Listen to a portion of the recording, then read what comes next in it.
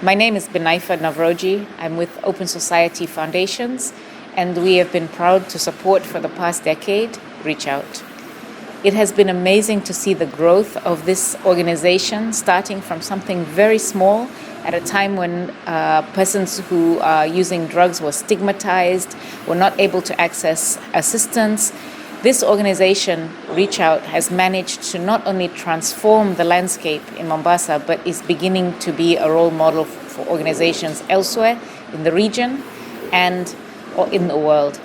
They have built an ecosystem inside the Mombasa area with the prisons, the police, others that are able to then make sure that persons who are using drugs can get appropriate assistance at any time, wherever they are.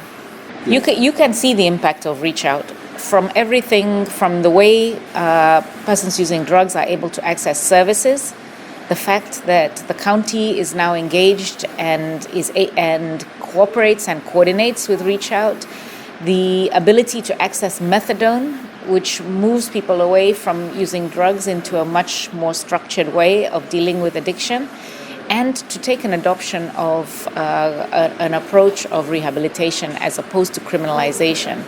Can Reachout do more? Of course. It can always grow, it can always continue, but it has certainly done much in its time and is a mighty force for a small organization, and I'm sure they will continue to grow and thrive.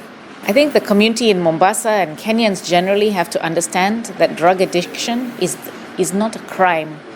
It requires a medical intervention, and there are other ways to do it, as opposed to just pushing people in prison and criminalizing them.